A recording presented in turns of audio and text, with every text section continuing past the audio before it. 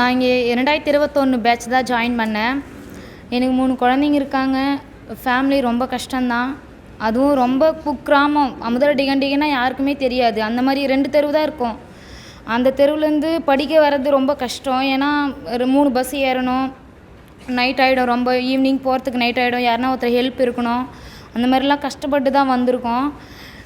2012 ஒருத்தர் எங்கள் ஊர்லேருந்து ஒருத்தர் சின்ன கிராமம்தான் இன்ஸ்பெக்டர் ஹேண்ட்லூம் இன்ஸ்பெக்டராக ஜாயின் பண்ணாங்க. இங்கே தான் ஜாயின் பண்ணி இங்கே தான் கிளியர் பண்ணி போனாங்க. சரி அவங்க போகிறாங்க நம்மளும் படிப்போம் அப்படின்னு சொல்லிட்டு தான் ஒவ்வொருத்தராக எங்கள் ஊர்லேருந்து நிறைய பேர் ஜாயின் பண்ணாங்க. ஒரு 4 பேர் 5 பேர் தான் ஜாயின் பண்ணாங்க. எக்கனாமிக்கலாகவும் ரொம்ப கஷ்டமாக தான் இருக்கும். எல்லாருமே எங்கள் ஏரியாங்களில் கூலி தொழில் தான். எல்லாமே விவசாயம் இல்லைனா தறி வேலை தான். அவ்வளோ கஷ்டப்பட்டு தான் எல்லாருமே படிக்க வச்சாங்க. எல்லாருமே இப்போ எங்கள் ஊரில் 2 தெரு தான். அதிலே ஒருத்தர் எஜுகேஷன் டிபார்ட்மெண்ட்டில் இருக்காங்க. ஒருத்தர் அக்ரிகல்ச்சர் டிபார்ட்மெண்ட்டில், ஒருத்தர் இண்டஸ்ட்ரி அண்ட் காமர்ஸ் டிபார்ட்மெண்ட்டில். இப்போ நான் ரூரல் டெவலப்மெண்ட்டில் அங்கே இருக்கிறதே ஒரு 300 வீடு தான் இருக்கும். அந்த ஒரு சின்ன கிராமத்தில் எல்லாருமே ஒரு நம்பிக்கை இந்த இன்ஸ்டியூட்டில் தான் ஜாயின் பண்ணோம். நிறைய பேர் இந்த இன்ஸ்டியூட்லேருந்து நிறைய பேர் அதர் இன்ஸ்டியூட்லேயும் போயிருப்பீங்க. இல்லை அந்த அதர் இன்ஸ்டியூட்டில் இருக்கிறவங்களும் கான்டாக்டில் இருப்பீங்க. என்ன ஒன்றுனா இங்கே வந்துட்டீங்கள்ல, இவங்க என்ன சார் சொல்கிறாங்க அதை மட்டும் ஃபாலோ பண்ணுங்கள். நிறைய புக்ஸ் படிக்கணும், நிறைய இதை படிக்கணும், அதை படிக்கணும், எதையுமே கேர் பண்ணிக்காதீங்க. நாங்கள் 2021 பேட்சில் சிலபஸ் மாறிடுச்சு. நியூ புக் மாற்றிட்டாங்க. இதை படிக்கணுன்றாங்க, அதை படிக்கணுன்றாங்க. ஒரே ப்ரெஷர் டிப்ரெஷனில் தான் இருந்தோம். சார் தமிழ் ஐயா தான் எதையும் பண்ணாதீங்க, இந்த புக்கு ஒன்று போட்டாங்க, இதுலேருந்து படிங்க, இதுலேருந்து பண்ணுங்க அப்படின்னு சொல்லிட்டு சிலபஸ் வைஸ் எடுத்தாங்க. எல்லா இன்ஸ்டியூட்லேயுமே புக்ஸ் வைஸை தான் எடுத்தாங்க. எல்லாமே பஸ்ஸில் போகிறோம், நம்ம கேட்குறோம், பண்ணுறோம். இப்படி எடுக்கிறாங்களா, அது அப்படி எடுக்கிறாங்களா, அப்போ நம்ம பண்ணுறது தப்போ, நம்ம போகிற கரெக்டாக இல்லையோ அப்படின்னு நம்மளுக்குள்ளே ஒரு மனசில் ஒரு தெளிவில்லாத ஒரு இதுவாக தான் இருந்தது. ஒவ்வொரு டெஸ்ட்டு நம்ம அட்டன் பண்ணுறப்ப தான் நம்மளுக்கு ஒரு கிளியர் கட்டாக நம்ம ஒவ்வொரு மார்க் தான் நம்மளுக்கு செல்ஃப் மோட்டிவேஷன். இவங்க பண்ணுறாங்க, அவங்க பண்ணுற எதையும் பண்ண ஒவ்வொரு மார்க், இந்த டெஸ்ட்டை விட அந்த டெஸ்ட்டு எப்படி பண்ணுறீங்க அதுதான் பண்ணணும். அதே மாதிரி சார் எடுக்கிறது கரெக்டாக தான் எடுக்கிறாரா, நம்ம எப்போவுமே 6th to 10th Tamil book அப்படின்னு ஃபுல்லாக தான் பண்ணுவாங்க. ஆனால் இந்த முறை ஃபுல்லாகவே சிலபஸ் வைஸ் கவர் பண்ணுறாங்க. இலக்கியம் தனியாக வைக்கிறாங்க, இலக்கணம் தனியாக வைக்கிறாங்க. நம்மளுக்கு படிக்க கொஞ்சம் கஷ்டமாக தான் இருந்தது முதல்ல. அதுக்கப்புறமா சரி சார் சொல்கிறாங்க, ஒரு கிளியர் கட்டாக ஒரு தெளிவாக சொல்கிறாங்க, நம்ம இதுவே ஃபாலோ பண்ணுவோம் அப்படின்னு சொல்லிட்டு நாங்கள் ஃபாலோ பண்ணோம். உண்மையாக சொல்கிறேன், எல்லாருமே டெஸ்ட் அட்டன் பண்ணுறப்போ இங்கே இருந்த கொஷின் எப்படி பேட்டர்ன் இருந்ததோ அதே பேட்டர்ன் தான் இருந்தது. எல்லாருமே கொஷின் டஃப்பாக இருந்தது, இப்படி இருந்தது, அப்படி இருந்தது. கொஷின் டஃப் இல்லை, அது டைம் மேனேஜ் பண்ண முடியல. அந்த கொஷின் ரொம்ப டைம் எடுத்துக்கிச்சு அந்த கொஷினுக்கு, அவ்வளோதான். சரி, மற்றபடி எல்லா இன்ஸ்டியூட்லேயும் இப்படி பண்ணணும், அப்படி பண்ணணும், இப்படிலாம் சொன்னாங்க. எங்களுக்கு ஒரு மாதிரி கஷ்டமாக தான் இருந்தது. ஏன்னா இப்படி சிலபஸ் மாற்றுறாங்க, திரும்ப ஒரு ஜியோ போடுறாங்க, திரும்ப மாற்றுறாங்க. ஒரு மாதிரி டிப்ரெஷனாக தான் இருந்தது. எது எப்படி வந்தாலும் நீங்கள் படிக்கிறது கரெக்டாக படிக்கணும் அப்படின்னு சொல்லிட்டு அப்பப்போ மோட்டிவேஷன் பண்ணுவார் சார். சசி சார் மோட்டிவேஷன் பண்ணுவார். என்ன டவுட் எதுவாக இருந்தாலும் நம்ம கால் பண்ணோம்னா கூட காமராசன் சார் எடுத்து பேசுவார். ஆன்லைன் பேட்ச் நாங்கள் கொரோனா டைம்லேயே ஒரு 3 மாதம் கொரோனா போட்டாங்க.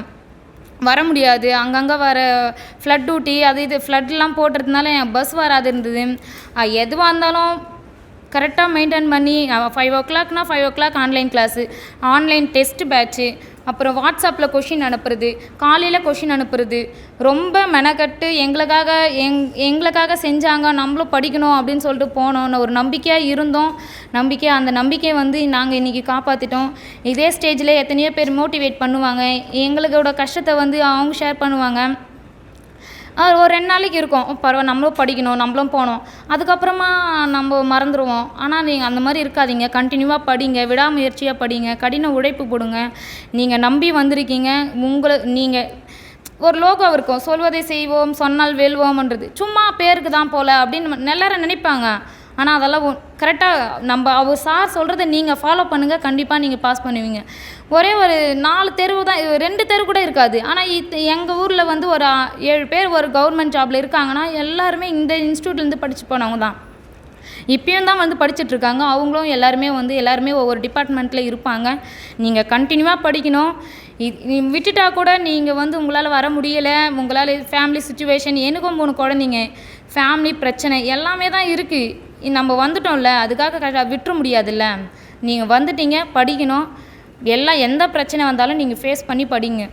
சின்ன கிராமம்னா ரொம்ப எல்லாமே பஸ் வசதி எதையுமே இருக்காது. நம்ம யாருன்னா ஒருத்தர் கூப்பிட்டு போகணும், கூப்பிட்டு வரணும், எவ்வளோ கஷ்டம் இருக்குது. அதேமாரி ஜென்ஸுக்கெலாம் சொல்லவே வேணாம். என்னடாப்பா இவ்வளோ நேரம் படிச்சிட்ருக்கியா, இன்னும் கல்யாணம் பண்ணலையா, எவ்வளோலாம் வரும். எதையும் கேர் பண்ணாதீங்க. படிக்கணும்னு வந்துட்டிங்கல்ல, படிச்சிருங்க. நீங்கள் இந்த ஸ்டேஜில் இருக்கிறதுக்கே இந்த ஒரு இன்ஸ்டியூட்டில் இந்த ஒரு இடத்துல இருக்கிறதுக்கே நீங்கள் உங்களோட கடவுளோட அனுகிரகம் இருக்கிறதுனால தான் இப்படி இருக்கிறோம். அதை நம்ம நல்லா பயன்படுத்திக்கணும். நல்லா படித்து நீங்களும் ஒரு ஆஃபீஸராக இதை விட மேன்மேலும் படிக்கணும். நன்றி. ரொம்ப அற்புதமான ஒரு கன்னி பேச்சு அந்த பெண்மணியோடது. ஏன்னா அவங்க சொன்னாங்க, ஒரு குக்கிராமத்தில் பிறந்து 2-3 தெருக்கள் மட்டுமே இருக்கின்ற ஒரு சிறு கிராமத்திலே, பேருந்து வசதி கூட இல்லாத ஒரு கிராமத்திலிருந்து புறப்பட்டு, அந்த கிராமத்தினுடைய பெயரை சொன்னால் சுற்று வட்டாரங்களில் யாருக்கும் தெரியாத ஒரு கிராமத்திலிருந்து புறப்பட்டு வந்து அவ்வளவு கடினங்கள் மேற்கொண்டு மிக சிரத்தைக்கு இடையே, ஏன்னா இவங்க படித்த காலகட்டம் என்பதெல்லாம் மிக கொடுமையான காலகட்டம். ஏன்னா அவங்க படிக்க ஆரம்பித்த போது நிறைய கோவிட் தொற்று நோய் அப்படின்றது மிக பெரும் ஒரு இதுவாக இருந்தது. அதுக்கப்புறம் லாக்டவுன் போட்டாங்க, கிளாஸ் கண்டக்ட் பண்ண முடியாத ஒரு சூழ்நிலை. ஆனால் எத்தகைய சூழ்நிலை இருந்தாலும் இவங்களை அந்த பேட்சில் அவங்கள தொடர்ந்து இடைவிடாது தினந்தோறும் காலையிலே அவங்களுக்கென்று வாட்ஸ்அப்பில் டெஸ்ட்டு. அவங்க சொன்ன மாதிரி இந்த புத்தகத்தை படிக்க வைப்பது என்பது வாட்ஸ்அப் மூலமாக அந்த தொற்று காலத்திலே அதை முழுவதுமாக அவங்கள நாங்கள் படிக்க வச்சிட்டோம். 6th-லேருந்து 12th வரைக்கும் இருக்கக்கூடிய முக்கிய பாடங்கள்லாம் தேர்ந்தெடுத்து அது முழுவதுமாக வாட்ஸ்அப்பில் டெஸ்ட்டு வச்சு அவங்களுக்கெல்லாம் இது பண்ணி கரெக்டாக கொண்டு போய் முடித்தோம். அதுக்கப்புறம் வந்ததுக்கப்புறம் என்ன பண்ணலாம் அப்படின்னு பார்க்கும்போது எனக்கு ஒரு சின்ன பிடிப்பு ஏற்பட்டது. என்னென்னா, எனக்கு எப்பயும் ஒரு உள்ளுணர்வு தோண்டும் அல்லவா, அதுபோன்று இறைவனுடைய அருட்கொடை எனக்கு கொடுத்திருப்பதாக நான் நம்புவது. அதை நான் உள்ளூர உணர்ந்தது என்னவென்று சொன்னால், புதிய புத்தகத்தை மட்டும் படித்து வைத்தால் இவங்களுக்கு ரிசல்ட் கொடுக்க முடியாது என்பதை முழுவதாக உணர்ந்தேன். அப்போ புதிய புத்தகம் மட்டும் இல்லாமல் வேறு எங்கே கேள்வி வரும் அப்படின்றத யோசித்து சிந்தித்து பார்த்தபோது வெளியிலெல்லாம் என்ன செய்கிறாங்க, டிஎன்பிஎஸ்சியினுடைய அசைவுகள் எப்படி இருக்கும் என்பதை உள்ளூர நினைந்து இவங்களுக்கு இந்த ஓல்டு புக்கு புது புக்கு அப்படின்ற கான்செப்டை ஓல்டு படி நியூ படி அப்படின்னு புக்கை வச்சுட்டு கொண்டு போனோம்னா கண்டிப்பாக இவங்க கஷ்டப்படுவாங்கன்னு எனக்கு தெரியும். அதுக்காக வேண்டி அதை தொகுத்து எடுத்து ஒன்றாக்கி இதை மட்டும் படி, வேறு எதுவும் படிக்க வேணாம் அப்படின்னு சொன்னதனுடைய விளைவு தான் இத்தனை மாணவர்கள் இங்கே நிற்பதற்கான அடிப்படை காரணம். தமிழ் அது தேர்வுகளில் அதை எழுதி பார்க்கும்போது நிச்சயமாக அவங்க ஃபீல் பண்ணியிருப்பாங்க. இந்த மாணவி சொன்ன வார்த்தைகள் ஒவ்வொன்றும் எத்தனையுமே என்னென்னா 100 விழுக்காடு உண்மையான வார்த்தைகள். ஏதோ முகஸ்துதிக்காக அவங்க பேசின வார்த்தைகள் இல்லை. படிக்க வைக்கின்ற காலத்திலே மாணவரிடத்தில் சொல்லும்போது அவர்களுக்கு நம்பிக்கை என்பது எழுவதில்லை. ஐயா இதை படிக்க சொல்கிறாரு. ஏன்னா இவங்க இங்கே படிக்கும்போது, கேட்கும்போது, சொல்லும் பொழுது ஐயா சொல்வதை கடைபிடிக்க வேண்டும் என்று தோன்றும். ஆனால் அதே வகுப்பு முடித்துவிட்டு பேருந்து நிலையத்தில் ஏறி சக தோழர்களோடு சக போட்டியாளர்களோடு பேசுகின்ற அந்த வார்த்தைகளை கேட்டபோது உண்மையிலேயே நம் மாணவ கண்மணிகள் மனம் சரிந்தது உண்டு. அது என்கிட்டயே நிறைய பேர் சொல்லியிருக்காங்க, ஐயா இது மாதிரிலாம் சொல்கிறாங்க, இது மாதிரி எல்லோரும் புக்கு படிக்கிறாங்க, நீங்கள் புக்கு படிக்க வைங்க அப்படின்னு சொன்னது உண்டு. ஆனால் நான் தீர்க்கமாக இருந்தேன், நீங்கள் நம்பி படிங்க, அதுக்கப்புறம் உங்களுக்கு தெரியும்னு பலமுறை நான் வகுப்பில் அதை வலியுறுத்தி இருந்தேன். அதனுடைய வெளிப்பாடு தேர்வு எழுதி முடித்த அந்த அடுத்த நொடி ஒவ்வொரு மாணவரும் என்னிடத்தில் சொன்ன வார்த்தைகள், ஐயா நிச்சயமாக சொல்கிறேன், நீங்கள் மட்டும் சொல்லலைன்னா நான் அதெல்லாம் தொட்டிருக்கவே மாட்டேன், படிச்சிருக்கவே மாட்டேன் அப்படின்ற வார்த்தைகள். அந்த எப்போது நாம் நம்பிக்கை கொள்கிறோமோ அப்போது தான் வெற்றி என்பது நம்மை தொடங்குகிறது. அந்த நம்பிக்கையினுடைய வெளிப்பாடு தான் இங்கே இத்தனை மாணவர்கள் அன்று விழாவிலே மிக பெரும் கூட்டமாக கலந்து கொண்டு பங்கேற்ற மாணவர்கள், இன்னும் நாளை வரப்போகின்ற மாணவ கண்மணிகள் அப்படின்னு இன்னும் நம்முடைய பரிசின் பட்டியல் தொடர்வதற்கான காரணம் என்பதும் அதுதான். காஞ்சி நகரிலே வேறு யாரும் செய்யாத ஒரு விடயத்தை வித்தியாசமாக முயற்சிகள் மேற்கொண்டு அதை செய்து மாணவர்களை அதை அவங்கள பயிற்றுவிப்பதற்காக நான் பட்ட கடினம் இருக்குல்ல, அது ரொம்ப ஏராளம். என்று சொன்னால் ஐயா நம்மளை நிறைய படிக்க வைக்கிறாரு அப்படின்னு சொன்னது உண்டு. இங்கே இருக்கிறவங்களை கூட பேசியிருக்கலாம், இல்லை சக தோழர்கள் பேசியிருக்கலாம், நிறைய படிக்க வைக்கிறாரு, எதுக்கு பழைய புக்கெல்லாம் படிக்கணும், சிலபஸ் மாறிடுச்சு. ஏன்னா அந்த சமயம் ரொம்ப போராட்டமான காலகட்டம். புது புக்கு வந்துச்சு, பழைய புக்கு படிக்கிறதா புது புக்கு படிக்கிறதான்னு போல காலகட்டம்.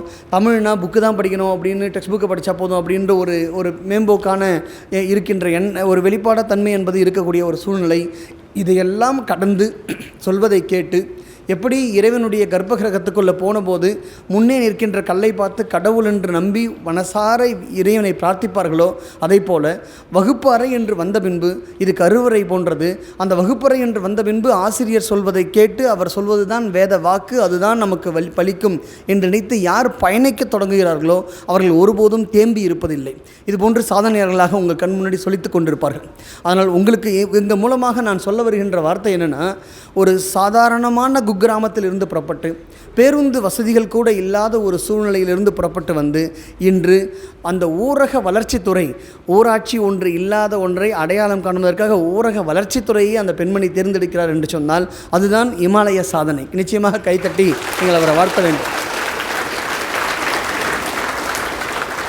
அதை போன்று நம் கண்மணிகளாக இருக்கின்ற ஒவ்வொருவர்களும் நிச்சயமாக சாதிக்கக்கூடிய ஆற்றல் படைத்திருப்பவர்கள்.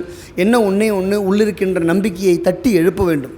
இந்த மேடை அடுத்த ஆண்டு அடுத்த தேர்வு வந்தவுடன் இந்த மேடை என் வசமாக வேண்டும் என்று யார் வேட்கை கொள்கிறீர்களோ அவர்களுக்கு அது வசமாகும். இவ்விடத்தில் நான் நிற்க வேண்டும் என்று யார் உறுதி புணுகிறீர்களோ உங்களுக்கு இந்த மேடை வசமாகும். அடுத்த முறை இந்த பரிசை நான் வெல்ல வேண்டும் என்று நினைத்தீர்கள் என்று சொன்னால் நிச்சயம் அது உங்களுக்கு கிட்டும். கண்மணிகளே, அடுத்ததாக இதே போன்று இருக்கின்ற வேறு யாரேனும் பேச விரும்பினால் இந்த மேடையில் பேசலாம். நான் ஒரு சில விஷயத்தை மட்டும் இங்கே ஷேர் பண்ணணும்னு நினைக்கிறேன். அது எல்லாமே படிப்பு பற்றி தான், வேறு எதுவும் இல்லை. அதாவது உங்களுக்கான ஒரு மோட்டிவேஷனாக எடுத்துங்க. இல்லை நானும் இந்த மாதிரி வந்து நிற்கணும் அப்படின்றது ஒரு முன்னேற்ப தாட்டாக கூட நீங்கள் நினச்சிங்க. ஓகேங்களா? ஃபஸ்ட்டு விஷயம் என்னென்னா, படிக்குங்க. அதாவது வந்து எதை படித்தாலும் புரிஞ்சு படிச்சுங்க, மகிழ்ச்சியாக படிங்க. அதுதான் ரொம்ப முக்கியம். நான் படிச்சுட்டே இருக்கேன், எதுவுமே மைண்டில் நிற்கலை, எதுவுமே நான் கொஷின் அட்டன் பண்ண முடியல, அதுவும் வரலை அப்படின்னா ஒரு ஸ்டேஜில் வந்து அந்த கொஷின் உங்களுக்கு வந்து ஹெல்ப்ஃபுல்லாக இருக்கும். நானும் இதே மாதிரி வந்து உக்காந்து படிச்சிருப்பேன். எதுவுமே வந்து நான் அவ்வளோவா அட்டன் பண்ணதும் இல்லை, படித்ததும் இல்லை. ஆனால் கண்டினியூஸாக அவர் கொடுக்குற கைடுங்க வந்து மெட்டீரியல்ஸ் அது ஃபுல்லாமே வந்து டெஸ்ட்டு ஃபுல்லாக ஒரு முறை ரிவைஸ் பண்ணுவேன், படிச்சுட்டு ரிவைஸ் பண்ணுவேன். அது அந்த டெஸ்ட்டில் அந்த கொஷின் வராது, ஆனால் அந்த கொஷின் என்றைக்காவது யூஸ் ஆகும். அந்த மாதிரி நான் படித்த நிறைய கொஷின் வந்து அந்த டெஸ்ட்டுக்கு பயன்படலைனாலும் உங்கள் மெயின் டெஸ்ட்டு கண்டிப்பாக பயன்படும். அதை மட்டும் எப்போவுமே விட்டுறாதீங்க. இன்னொரு விஷயம் என்ன அப்படின்னா, இப்போ படிக்கிறது இன்றைக்கி சொல்கிறாங்க அப்படின்னா இன்றைக்கே அந்த மெட்டீரியல் கொடுத்தாங்க, இல்லை ஒரு சப்ஜெக்ட் படிக்கணும் நீங்கள் அப்படின்னு ஒரு தாட் வச்சுருந்தீங்கன்னா அன்றைக்கே போய்ட்டு முடிச்சிருங்க. நாளைக்கு பார்த்துக்கலாம் அப்படின்னு சொன்னால் நாளையோடு போய்டும். அப்புறம் வரவே வராது. அன்றைக்கி என்ன சொன்னாங்களோ அன்றைக்கி முடிச்சிருங்க. அதை மட்டும் ஃபாலோ பண்ணுங்கள் கடைசி வரைக்கும். இன்னொரு விஷயம் என்னென்னா, நான் பாஸ் போகணும் அப்படின்றலாம் முதல்ல நினச்சிக்கோங்க. ஆனால் அந்த தாட்டு எப்படி கொண்டு வரணும் அப்படின்னா, உங்கள் ஃபேமிலியை நினச்சிக்கோங்க, உங்கள் ஃப்யூச்சரை நினச்சிக்கோங்க, உங்கள் சுற்றி இருக்கிற ரிலேட்டிவ்ஸோ இல்லை உங்கள் ஊருக்காரங்களை நினச்சிங்க. அவங்க எப்படி நம்ம வாழ்ந்து காட்டினா தான் அவங்களுக்கு வந்து இப்போ உங்களே புரிஞ்சுக்குவோம், இந்த இடத்துலேருந்து நம்ம வந்திருக்கோம், இவன் ஏன் போய் படிக்கிறான் போகிறான் எந்த வேலையும் செய்யலை அப்படின்னு நினச்சிட்ருப்பாங்க. நீங்கள் பாஸ் ஆகி வந்துட்டீங்க அப்படின்னா உங்களை வந்து எப்படி கொண்டாடுவாங்கன்னு தெரியாது. ஏன்னா நான் பாஸ் ஆகிட்டு போயிருக்கேன். என்னை எப்படி நான் இருக்கும்போது ஒரு ஸ்டேஜில் வந்து பார்த்தோன்னா என்னை யாரும் மதிக்கலை. ஆனால் இப்போ பார்த்தோன்னா எல்லோரும் என் வீடு தேடி வராங்க. ஓகேங்களா? அதுதான் சக்ஸஸ். ஏன்னா நானும் டிகிரி முடிச்சுட்டு நல்ல ஸ்டூடெண்ட் தான், நல்லா படிக்கிற ஸ்டூடெண்ட் தான், டிகிரி முடிச்சுட்டு வந்திருக்கேன். ஆனால் கிட்டத்தட்ட ஒரு 6 வருஷம் நான் படிக்கலை, வேலைக்கு போகல, இதே ஒரு ப்ராசஸை தான் இருந்தேன். அப்போல்லாம் யாருமே என்னை மதிக்கலை. ஆனால் இப்போ ஊரில் இருக்கிற மொத்த பேரும் எனக்கு தெரியும். எல்லாருமே கேட்குறேன் எங்கே ஒர்க் பண்ணுற அப்படின்ட்டு. ஸோ காரணம் என்ன அப்படின்னா நான் படித்தது. ஸோ அதுதான் ஒரு பயத்தை மட்டும் எப்போவுமே மனசில் வச்சுக்கோங்க. பயம் மட்டும் விட்டுட்டிங்கன்னா கண்டிப்பாக நீங்கள் ஜெயிக்க மாட்டீங்க. பயம் எப்பவுமே கடைசி வரைக்கும் இருக்கணும். அந்த பயத்தை எப்பவுமே கொண்டு போங்க. தேங்க்ஸ். ஆல் தி பெஸ்ட் எல்லாருக்கும் வணக்கம். அதே மாதிரி தான் என்னுடைய அனுபவத்தை மட்டும் தான் இங்கே ஷேர் பண்ணணும்னு நினைக்கிறேன். இந்த கோவிட் டைம்லாம் பார்த்தீங்கன்னா நிறைய இன்ஸ்டியூட்டில் சும்மா கடமைக்கு வாரத்துக்கு ஒரு டெஸ்ட்டு, இங்கே இருக்கிற இன்ஸ்டியூட்டில் பேர் சொல்ல விரும்பல, நம்ம நண்பர்கள் படித்ததை சொல்கிறது அவங்க வாரத்துக்கு ஒரு டெஸ்ட்டு 2 வாரத்துக்கு ஒரு டெஸ்ட்லாம் வச்சு சும்மா அப்படி கணக்கு காட்டினாங்க. நம்ம ஐயா அப்படி இல்லை, தினமும் 50 கொஷின் டெய்லியுமே டெஸ்ட் வைப்பார். என்னன்னா நான் ஒரு முறை கோவிட் டைமில் தான் வெளியில் போயிருந்தேன், என்னால் அந்த டெஸ்ட் அட்டன் பண்ண முடியல. நம்ம அந்த டெஸ்ட் அட்டன் பண்ணோன்னா நம்ம அந்த குரூப்லேருந்து பேர் தூக்கிடுவாங்க. அப்புறம் அதில் சேர்றது பெரிய விஷயமா இருக்கும். அப்புறம் ஐயா கிட்ட நான் ஐயா அந்த மாதிரி முன்னாடி பர்மிஷன் கேட்குறேன், இந்த மாதிரி எனக்கு நேம் எடுத்துருவாங்க தெரியும், முன்னாடி ஐயா எந்த டெஸ்ட் மட்டும் நான் எழுத முடியாது, நான் வெளில இருக்கேன் ஐயா அப்படின்னு. நீ நம்ம ஆன்லைன் டெஸ்ட்னு எதிர வெளில இருந்தால் பரவாயில்ல, ஒரே ஒரு ஒயிட் பேப்பர் மட்டும் எங்கே வாங்கிக்க, டெஸ்ட் எழுதி வாட்ஸ்அப்பில் ஃபோட்டோ பிடிச்சி அனுப்பிச்சுன்னு சொன்னார். இப்போ அந்த மாதிரிலாம் வந்துட்டு யாருமே வந்துட்டு பண்ணணுன்ற அவசியமே கிடையாது. சும்மா வந்தோமா இது பண்ணோமான்னு சும்மா கடமைக்கு பண்ணிட்டு போவோம், அவங்களுக்கு தெரியும். ஸோ இந்த மாதிரி வந்து நமக்காக வந்துட்டு அந்த கோவிட் டைம்லேயும் கோவிட்னு சொல்லி சிம்பிளாக அவங்க சொல்லியிருக்கலாம், எப்போ நோட்டிஃபிகேஷன் வருதுன்னு தெரியல அதுன்னு சொல்லியிருக்கலாம். அதே மாதிரி குரூப் 2 ப்ரிலிம்ஸ் அப்போ வந்துட்டு பார்த்திங்கன்னா பழைய புக்குன்னு சொல்லி எனக்கு தெரிஞ்ச வரைக்கும் யாருமே சொல்லலை. பழைய புக்கு தமிழை வந்து அதுலேருந்து கொஷின்ஸ்லாம் வச்சு டெஸ்ட்டு வச்சது நம்ம ஐயா மட்டும் தான், எனக்கு தெரிஞ்சு நம்ம இன்ஸ்டியூட் மட்டும்தான். அதனால் நம்ம இன்ஸ்டியூட் சொல்கிறத மட்டும் கரெக்டாக கேளுங்க. இங்கே டெஸ்ட்லாம் பார்த்தீங்கன்னா ஒரு சில டைமில் வரும்போது இன்றைக்கி படிக்கல, டெஸ்ட்டு நாளைக்கு தள்ளி போகலாம், அடுத்த தள்ளி வைப்பான் நம்ம நினைப்போம். அந்த டெஸ்ட்டுக்கு முன்னே சான்ஸே இருக்காது. கண்டிப்பாக சொன்னார்னா சொன்ன டெஸ்ட் கண்டிப்பாக வச்சுருவார். அதனால் நீங்கள் இங்கே சொல்கிறத மட்டும் கரெக்டாக கேட்டு கரெக்டாக பண்ணிங்கன்னா, இப்போ நீங்கள் வெற்றியாளரோட அந்த உரையை கேட்குற நீங்கள் அடுத்த முறை வெற்றியாளராக வந்து நீங்கள் உங்கள் உரையை பக்கத்துக்கு கண்டிப்பாக ஒரு வாய்ப்பு அமையும். நன்றி. நம்ம வெற்றியாளர்களை வந்து கௌரவிக்க வேண்டிய தருணம். உங்களுடைய பலத்த கரகோஷத்துக்கு இடையிலே ஒவ்வொருவரும் நம்ம வந்து அழைத்து கொடுக்க போகிறோம்.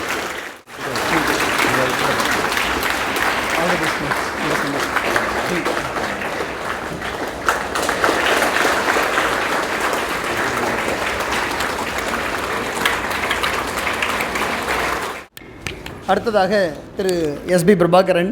உண்மைதான், அவர் சொன்ன அந்த சம்பவம் எனக்கு நினைவில் இருக்குது. ஏன்னா வெளியில் ஒரு நாள் இருந்துக்கிட்டு ஐயா நான் வெளியில் வந்துட்டேன்னு சொல்லிவிட்டு நான் பிரபாகரன் போய் எனக்கு ஒரு 3 சம்பவங்கள். ஏன்னா அப்பா ஹாஸ்பிட்டலில் ஒப்படைச்சிருக்கேன் அப்படின்னு ஒரு மாணவர் ஃபோன் பண்ணார் அந்த டெஸ்ட் எழுதும்போது. ஏன்னா ரொம்ப அந்த கோவிட்டில் கூட மாணவர்களை வந்து அவ்வளோ சித்திரவதை பண்ணது தமிழ்நாட்டில் வேறு எந்த ஆசிரியனுமா இருக்க முடியாது. நான் அவ்வளோ கொடுமைப்படுத்திருக்கேன் நான் வந்து நிச்சயமாக. ஏன்னா அது அன்றைக்கி ஒரு நாள் டெஸ்ட்டு மிஸ் பண்ணுறதால ஒன்றும் பெருசாக ஆகிட போகிறதில்ல. ஆனால் அன்றைக்கி கூட நான் விடாமல் மாணவர்கள் ஒருத்தர் வந்து என்னென்னா அவங்க அப்பா ஹாஸ்பிட்டல் அட்மிட் பண்ணிவிட்டு ஐயா நான் ஹாஸ்பிட்டல் அட்மிட் பண்ணியிருக்கேன், பெட்டில் எங்கள் அப்பா இருக்கார், நீ டெஸ்ட் எழுத முடியாதுன்னு அழுகிறார். நான் சொன்னேன் அப்பா தான் ஹாஸ்பிட்டலில் படுத்துட்டு இருக்காரு, நீ என்ன பண்ணுற? என்ன அப்பா கூட தான் இருக்காரு, கூட தானே இருக்காரு, நீ பக்கத்தில் ஒரு ஸ்டூல் இருக்குல்ல அங்கே உட்காந்து டெஸ்ட் எழுது அப்படின்னு. இவ்வளோ கொடுமைக்காரன் நீங்கள் யாரும் பார்த்துருக்க முடியாது. ஏன்னா அவ்வளோ கொடுமைப்படுத்தியிருக்கோம், நம்ம மாணவர்கள் அவ்வளோ சித்திரவதை செஞ்சுருக்கோம். அப்படிலாம் இது பண்ணி தான் மாணவர்கள் இவ்வளவு பேர் நம்ம வந்து உருவாக்க முடிந்ததாக இருந்தது. ஆனால் அந்த தேர்வு எனக்கு என்ன நான் பெற்ற வெற்றின்னு நான் நினைக்கிறது என்னென்னா, உண்மையிலேயே அந்த சமயத்தில் தினந்தோறும் காலை 5 மணிக்கு தேர்வுன்னா 5 மணிக்கு வந்துடுவாங்க. 4 மணிக்கு தமிழ் வகுப்பு நடக்கும். இவங்க இருக்கும்போது 4 மணிக்கு சரியாக தமிழ் வகுப்பு நடக்கும். 4 மணிக்கு அத்தனை பேரும் ஆஜராகிடுவாங்க. 4 மணிக்கு 1300 மாணவர்களை அப்படியே ஒரு ஸ்க்ரீனில் டக்குன்னு பார்க்கும்போது நமக்கே உணர்ச்சி பிழம்பு எழும். அதில் மூலமாக அது வார்த்தைகள் எப்படி வந்து விழுன்னு தெரியாது. கிளாஸ் அவ்வளோ ஃபயராக போகும். இப்போலாம் 1.5 மணி நேரம் 2 மணி நேரம் கிளாஸ்க்கே எல்லோரும் இது பண்ணுறாங்க, உட்கார முடியலன்னு. இவங்க படித்த காலத்தில் 4 மணி நேரம் கிளாஸ் ஆரம்பிக்கும். 4 மணிக்கு ஆரம்பிப்பேன், 8 மணிக்கு முடிப்பேன், அதுவும் ஆன்லைனில். நீங்கள் ஒரு கிளாஸில் இது மாதிரி விசிபிளாக வந்து உட்கார வைக்கிறது கஷ்டம். இது மாதிரி இருக்கிறதெல்லாம் வந்து 8 மணி நேரம் கிளாஸ்லாம் எடுத்துக்கிறோம் நாங்கள். தீபாவளி அன்றைக்கி ஒரே பட்டாசு வெடிக்கும், மாணவர்கள் உட்காந்து கிளாஸ் கவனிச்சிட்டு இருப்பாங்க. அப்போல்லாம் 8 ஹவர்ஸ் கிளாஸ்லாம் போயிருக்கு, அப்போல்லாம் கொடுமைப்படுத்தியிருக்கோம். ஆனால் இப்படி இந்த மாணவர்கள் படித்த காலகட்டத்தில் இவ்வளவு கடினங்களையும் சுமைகளையும் தாங்கி தான் இந்த பதக்கம் என்பது அவர் வசமாகிறது. கண்மணிகளே, என்ன இதன் மூலமாக நீங்கள் கற்றுக்கிறீங்கன்னா, கடின உழைப்பு ஒருவர் செலுத்தினால் என்று சொன்னால் நிச்சயமாக பலன் உண்டு. வெற்றி வேண்டுமா, வேலை வேண்டுமா, உழைப்பை செலுத்து, பலன் தானாக கிட்டும். பலனை எதிர்பாராதே என்பதெல்லாம் அது தாரக மந்திரம் அல்ல, பலன் உண்டு. அதுதான் உன் கண் முன்னாடி பார்க்குறது. ஸோ பிரபாகரன் அவர்களுக்கு பரிசு வழங்கி பாராட்டும்படி திரு சசிகுமார் ஐயா அவர்களை கேட்டுக்கொள்கிறேன்.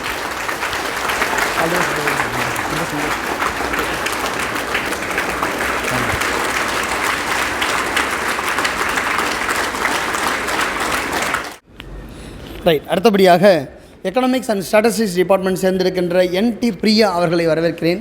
பிரியா அவர்களே, ரொம்ப அந்த பேட்ச்லேயும் தொடர்ந்து நிறைய டவுட் கேட்ட பெண்மணி, நிறைய டவுட் கேட்பாங்க, நிறைய தொடர்ச்சியாக வந்து ஒரு போராட்டத்தில் இருக்கிறாங்கன்றதை ஏதாவது ஒரு களத்தில் டெஸ்ட்டு மார்க்கில் கிளாஸ் டெஸ்ட்டில் ஏதாவது ஒரு இடத்துல தன்னை அடையாளப்படுத்தி கொண்டு இருக்கின்ற பெண்மணி. இவங்க வந்து அவங்களுக்கு தெரியுமான்னு தெரியாது, பட் நான் அவ்வளோ அப்சர்வ் பண்ணியிருக்கேன் அவங்கள. அதனால் பலத்த கரகோஷம் எழுப்பி அவங்கள வந்து கௌரவிக்கும்படி கேட்டுக்கொள்கிறேன்.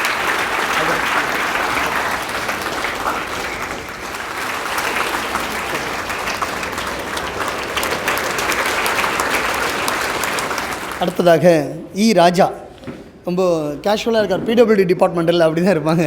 அதனால் நீங்கள்லாம் ராஜாவை வந்து கௌரவிக்கணும். இப்போ நம்மளுடைய பொதுப்பணித்துறை தேர்ந்தெடுத்திருக்கார். ரொம்ப முக்கியமான இருக்கிற தமிழ்நாட்டில் இருக்கிற டேம் எல்லாம் சுற்றி பார்க்கணுன்னா இவரை கண்டக்ட் பண்ணுங்கள், குடும்பம் எல்லா டேமும் சுற்றி காமிச்சிருவார். நானே அப்படி தான் போகலான்னு இருக்கிறேன். அதனால் ராஜா அவர்களுக்கு பரிசு வழங்கி பாராட்டும்படி கேட்டுக்கொள்கிறேன். திரு சசிகுமார் சார் அவர்கள்.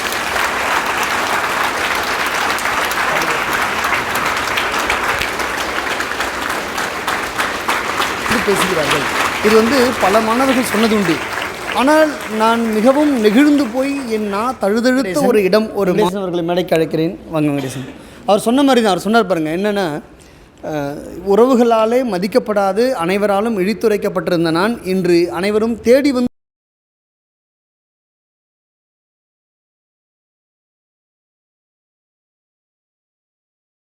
மாணவி என்று சொன்னால் அது தேன்மொழி. நீங்கள் எத்தனை பேர் ஃபங்க்ஷன் வந்தீங்கன்னு தெரில.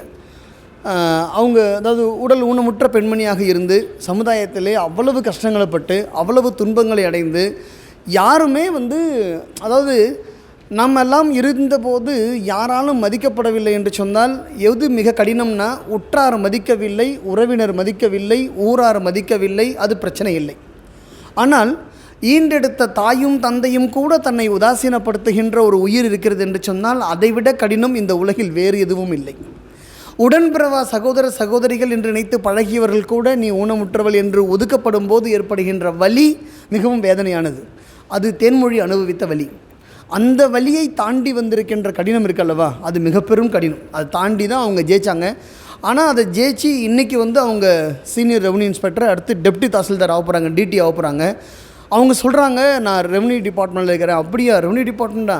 யாரெல்லாம் எதற்கும் பிரயோஜனம் இல்லை உதாசீனப்படுத்தினார்களோ இந்த பெண் சாதனையானை வேலை வாங்கிய பிறகு எனக்கு இதை பண்ணித்தரையா, எனக்கு அந்த பட்டா மாற்றி கொடுக்குறியா, நீ ஏன் பேச்சிருவல்ல, நீ விஓட்ட சொல்லுவல்ல, நீ சொன்ன விஓ கேட்பார்ல, அத்தனை பேரும், அதாவது ஒரு நாளும் ஒருவரும் தன்னிடத்திலே இருந்து பேசவில்லை என்று நினைத்த ஏக்கம் தேன்மொழிக்கு இன்றைக்கி ஒரு நாளைக்கு குறைந்தபட்சம் 20 ஃபோன் வருது. இதை பண்ணி கொடு, அதை பண்ணி கொடு, இதை செஞ்சு கொடு. உற்றாரும் உறவினரும் ஊராரும் அந்த பெண்மணியை தேடி சென்று அழைக்கிறார்கள். ஏன் அப்படின்னா அவங்க அனுபவித்த வலி வேதனை, அதை வெற்றிகரமாக அந்த அவமானங்களை வெகுமானங்களாக மாற்றிய தருணம். அதே நிலையை நம்முடைய வெங்கடேசன் அவர்களிடத்தில் நான் உணர்கிறேன். பலத்த கரகோஷம் எழுப்பி இன்னும் பெரிய நிலையை அவர் எய்த வேண்டும். இன்னும் அடுத்த ஏன்னா வெங்கடேசன் நல்ல திறமையான மாணவன், குரூப் 2 மெயின்ஸ் குரூப் 1லாம் எழுதக்கூடிய ஒரு மாணவன், நல்ல திறமையான. அதேமாதிரி அவருடைய திறமைக்கு ஏற்றார் போல் இன்னும் அடுத்த பதவி அடைய வேண்டுமாய் நான் இறைவனை பிரார்த்தித்து பரிசு வழங்கி பாராட்டி கௌரவிக்கின்றேன். வெங்கடேசன் சார்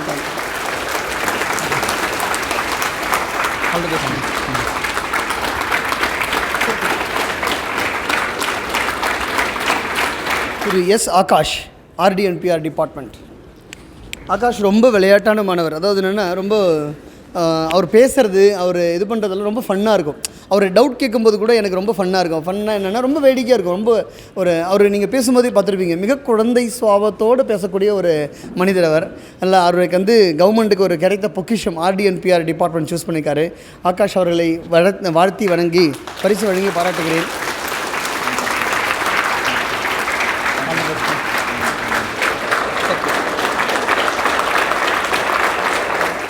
அடுத்ததான் B Sukumar.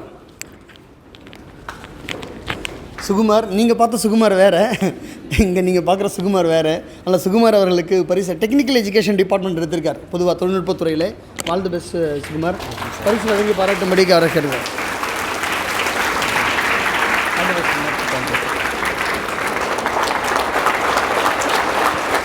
Selvi A Priya, RD&PR department. நான் அவங்கள பற்றி உங்களுக்கு அறிமுகப்படுத்துவேன்னா அவங்களே முழுமையாக சொல்லிட்டாங்க. அவங்க எந்த நிலைப்பாட்டிலிருந்து வந்து படித்து இன்றைக்கி வெற்றி பெற்று இன்றைக்கி ஒரு சாதனை பெண்மணியாக நிற்கிறாங்கன்னு சொல்லிட்டு. வாழ்விலே இதெல்லாம் மிகப்பெரிய அச்சீவ்மெண்ட்.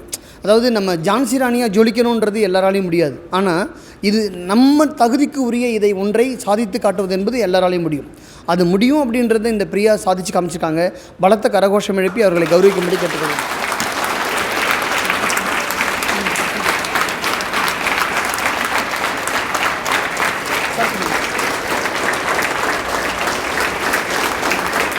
அவங்களுடைய அம்மா வந்திருக்காங்க. இந்த சந்தோஷமாக இருக்கீங்களா? ஆமாம்பா, ரொம்ப சந்தோஷம். இந்த கிளாஸுக்கு வந்ததுனால என் குழந்தை 3 குழந்தை வச்சுன்னு ரொம்ப கஷ்டப்பட்டா. நானும் ரொம்ப கஷ்டப்பட்டேன். இப்போ எனக்கு ரொம்ப அந்த கஷ்டத்தை சொல்ல முடியல. ஆனால் அந்த கஷ்டத்தை இந்த கிளாஸு அந்த சாருக்கு எல்லாருக்கும் நன்றி சொல்லணும். இன்னும் இருக்க விடாத முயற்சி பண்ண இருக்கிறவங்களும் எங்கள் கஷ்டமும் எல்லாருக்கும் இருக்கும். அந்த கஷ்டத்தை விடாத முயற்சி பண்ணால் வெற்றி என்றைக்கும் கிடைக்கும். சூப்பர். அது ரொம்ப சந்தோஷம். அதாவது ஒரு சாதனை பெண்மணிகளுக்கு பின்னாலும் இது மாதிரி ஒரு தாய் அமைந்து விட்டால் போதுமானது என்று அவங்க உதிர்க்கின்ற வார்த்தையிலே தெரியுது. ரொம்ப அற்புதமாக அம்மா பெரிய சப்போர்ட்டாக இருந்திருக்காங்கன்னு நினைக்கிறேன். மகிழ்ச்சி. கிளாஸ் வரும் ஃபுல்லாகவே அவங்க தான் கேர் பண்ணிப்பாங்க. சின்ன குழந்தை நான் வரும்போது எங்கள் பையன் பிடிக்காதுன்னா ரொம்ப கஷ்டமாக கடினம் நம்மளுக்கு புரியாத சப்ஜெக்டாக இருக்கும். ரொம்ப நம்ம எதனா நம்ம படிக்க முடியலன்ற கோவத்தை நம்ம குழந்தைங்க மேலே இதே இடத்துல இதே எப்படி பண்ண போகிறோம், இடத்துல தான் கொஞ்சம் குழந்தைங்க இருக்கிறாங்க. நம்ம இருக்கிறப்பவே இப்போ விலைவாசி நிறைய டெஸ்ட்டு ஒன்று பிடிச்ச இருக்கும், ஒரு பிடிச்ச சப்ஜெக்டாக இருக்கும், ஒன்று பிடிக்காத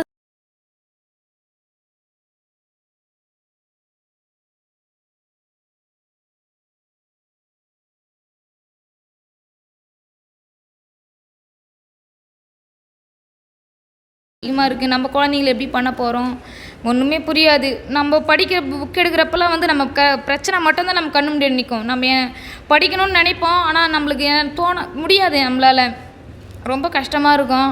அம்மா தான் நான் வந்து எம்எஸ்சி பிஎட் முடிச்சுட்டு டீச்சர் லைனில் போகலாம், நம்ம குழந்தைங்களையும் கேர் பண்ணிக்கணும் அப்படின்றதுனால அதை படித்தோம். அவங்க விடவே இல்லை. எக்ஸாமை இன்னி வரைக்குமே விட சும்மா கண் துடைப்புக்காக மட்டும்தான் அந்த எக்ஸாம் வச்சுட்டு இருக்காங்களே. நாங்களும் எக்ஸாம் எழுதுகிறோம், கிளியர் பண்ணுறோம், ஆனால் போஸ்டிங்கே போடலை. நான் அதுக்கப்புறமா அம்மாக்கிட்ட, அம்மா எனக்கு தயவு செஞ்சு இந்த ஒரு வாய்ப்பு மட்டும் கொடுமா, நீ குழந்தைங்கள பார்த்துக்க, நான் படிக்கிறேம்மா, இது டிஎன்பிசி தாம்மா எனக்கு கரெக்டாக இருக்கும் அப்படின்னு சொன்னேன்.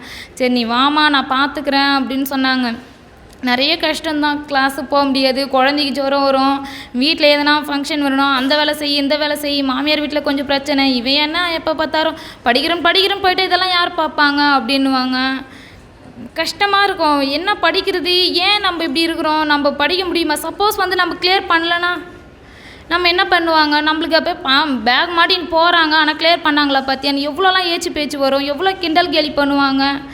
அதெல்லாம் நினைப்புகிறப்போ படிக்கவும் என்ன ஆனாலும் இருக்கட்டும், இந்த முறை நம்ம கண்டிப்பாக நம்ம கிளியர் பண்ணுறோம், நம்ம பாஸ் பண்ணுறோம் அப்படின்ட்டு கொஞ்சம் படித்தோம். நிறைய சப்ஜெக்ட் வந்து இருக்கிறப்ப நம்ம என்ன படிக்கிறது, ஃபஸ்ட்டு எதை படிக்கிறது, என்ன படிக்கிறது, எதுவுமே ஒன்றுமே புரியாது. ஃபஸ்ட்டு தமிழுக்கு முக்கியத்துவம் கொடுத்து படிக்கணும், அதில் ஒரு நல்ல மார்க் வாங்கணும், அதுக்கப்புறம் மேக்ஸ், அதுக்கப்புறமா ஒவ்வொரு சைட் பை எதில் வந்து அதிகமாக கொஷின் கேட்குறாங்க, ப்ரீவியஸ் கொஷின் பார்க்கலான்னு பார்த்தாலும் எங்களுக்கு சிலபஸ் மாற்றிட்டாங்க. எந்த கொஷின் எதுலேருந்து கேட்பாங்கன்னு ஒன்றுமே ஒரு ஐடியாவுமே இல்லை. சரி சார் சொல்கிறாங்க நம்பி படிப்போம் அப்படின்றதுனால தான் நம்பி படித்தோம்.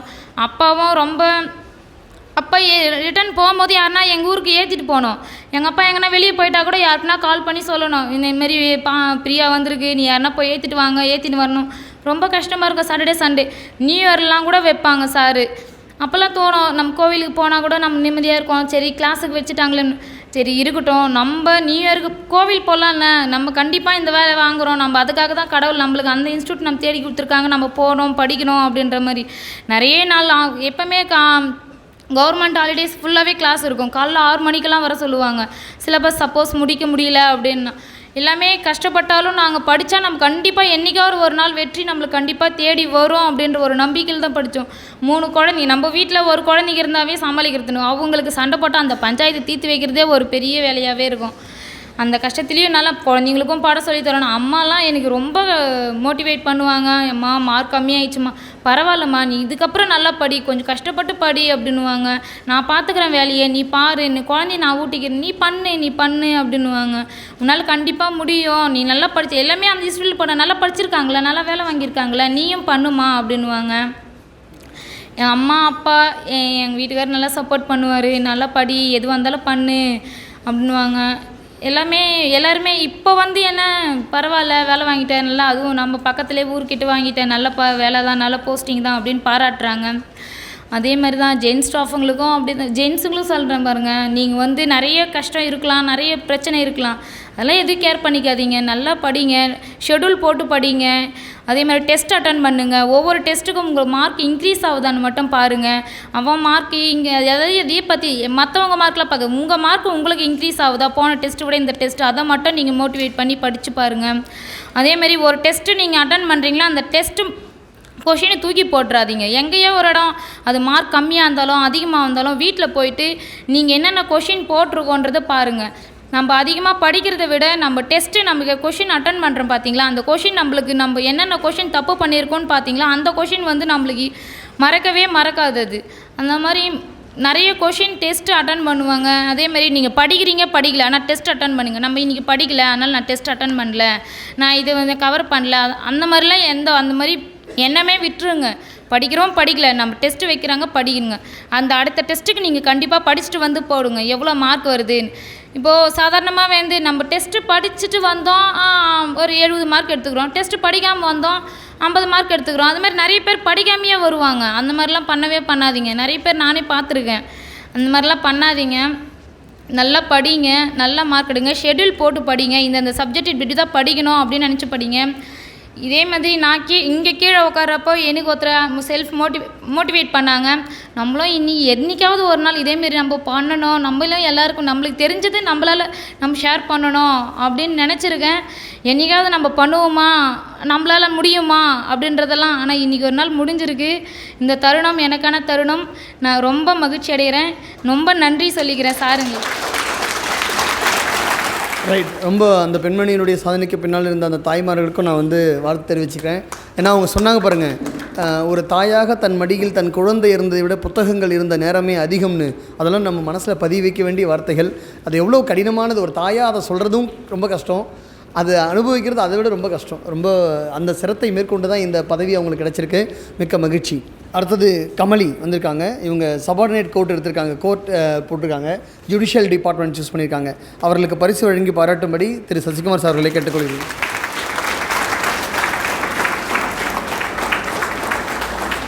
ஆல்ரெடி பண்ணுங்க, அதாவது 2 வார்த்தை பேசலாம்ல. உங்கள் அண்ணன் நினைக்கிறேன் பயமாக இருக்காங்க.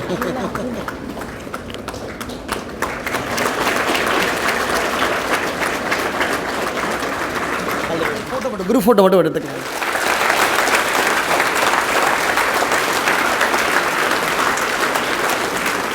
கண்மணிகளே, நீங்களும் இப்போ பார்வையாளராக இருந்தீங்க. நீங்கள் அடுத்த ஆண்டு இங்கே ஒரு பங்கேற்பாளராக இந்த மேடை வந்து பற்றக்கூடாது, நிரம்பி வழியணும். இது மாதிரி ஒவ்வொரு பிட்டாக வராமல் ஒரே நாள் விழா எடுக்கும்போது எல்லோரும் வரணும்னு கேட்டுக்கிறேன். ஏன்னா கொஞ்சம் அந்த ஆமாம், நிச்சயமாக. அதானே எல்லாமும் நன்மைக்கே அப்படின்னு ஒரு இது விதி உண்டு. அது மாதிரி இன்றைக்கி இங்கே வந்தது அவங்களுடைய தனிப்பட்ட வார்த்தைகள். ஏன்னா அங்கே ஃபங்க்ஷனில் பெரியவர்கள் பேசிய வார்த்தையை விட அனுபவசாலிகளுடைய வார்த்தை என்பது ரொம்ப முக்கியமானது. அது உங்கள் செவிமடுக்கு அதை கேட்டிருக்கீங்க. மிகுந்த மகிழ்ச்சி. அனைவரையும் பாராட்டி உங்களிடத்திலிருந்தும் அடுத்த ஆண்டு நிச்சயமாக நீங்களும் வெற்றியாளர்களாக வரணும்னு வேண்டி விரும்பி கேட்டு என் உரையை முடிக்கின்றேன். நன்றி கண்மணிகளை, சென்று வருங்கள், பார்க்கலாம். நன்றி. தேங்க்யூம்மா. All the best.